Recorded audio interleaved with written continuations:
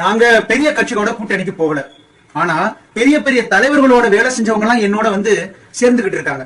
எனக்கு அந்த பலமே போதுங்க. என் கட்சி கண்டிப்பா ஜெயிக்கும் அப்படிங்கிற ஒரு நம்பிக்கையில திரு விஜய் அவர்கள் இருக்காரு. தமிழக வெற்றி கழகத்தினுடைய தலைவர் விஜய் அப்படி இருக்காரு. அப்படி அவர் இருக்கிறதுக்கு யார் வந்து அவர் கட்சியில் அப்படி சேர்ந்தா, அந்த பெரிய தலைவர்களோட வேலை செஞ்சவங்க ஏற்கனவே 2 பேரும் உங்களோட இருக்காங்க.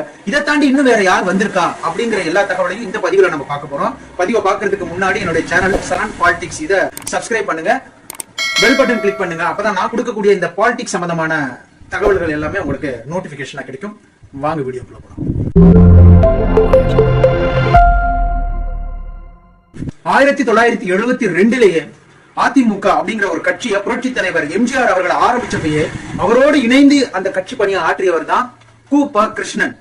இவரு அண்ணன் செங்கோட்டையன், ஜே.சி.டி. ஐயா இவங்களுடைய வரிசையில இவரும் இன்னைக்கு வந்து தமிழக வெற்றி கழகத்துல இணைஞ்சிருக்காரு.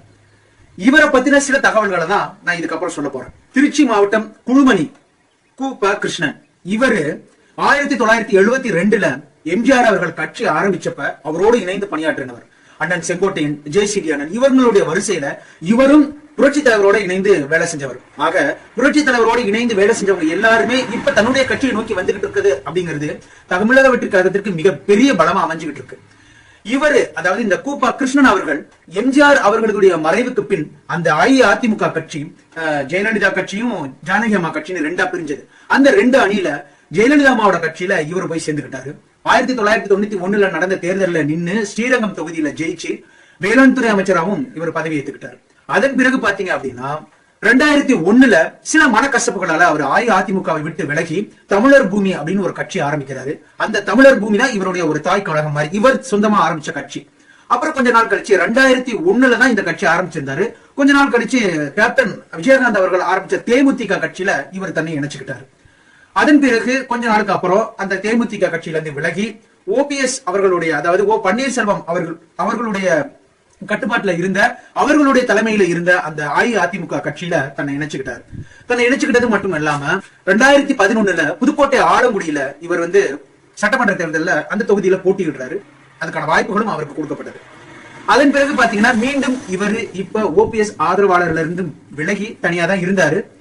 இப்போ இந்த நடவடிக்கைகள்லாம் பார்த்து மக்களுடைய கள நிலவரங்களை பார்த்து அரசியல் வட்டாரத்தினுடைய சிந்தனைகள் போக்கு இது எல்லாத்தையுமே பார்த்து இவர் என்ன பண்ணிட்டாருன்னா மீண்டும் தன்னை கொண்டு வந்து இப்போ தமிழக வெற்றி கழகத்தோட இணைச்சிருக்காரு. இப்போ பத்திரிகையாளர்கள் எல்லாரும் கேட்கிறாங்க, ஏன் தமிழக வெற்றி கழகத்துல இணைஞ்சிருக்கீங்க? நீங்க வந்து அங்க அஇஅதிமுக ஒரு வலுவான கூட்டணி, தேசிய ஜனநாயக கூட்டணியில இருக்கு, திமுகவும் ஆல்ரெடி ஒரு வலுவான கூட்டணியில இருக்கு, அப்ப நீங்க ஏன் இந்த 2 கட்சி இல்லாம புதுசா ஆரம்பிச்ச கட்சியில போய் சேர்ந்திருக்கீங்க அப்படின்னு அவர் கேட்டப்போ அவர் சொன்னாரு, மக்கள் எல்லாருமே விஜய் பக்கம் நிக்கிறத நீங்க எல்லாரும் பாக்குறீங்க. சோ எல்லா மக்களும் விஜய் பின்னாடி நிக்கிறப்ப நானும் விஜய் பின்னாடி தான் நிப்பேன் அப்படின்ற மாதிரி தன்னை கொண்டுட்டு போய் அங்க இணைச்சிட்டாரு.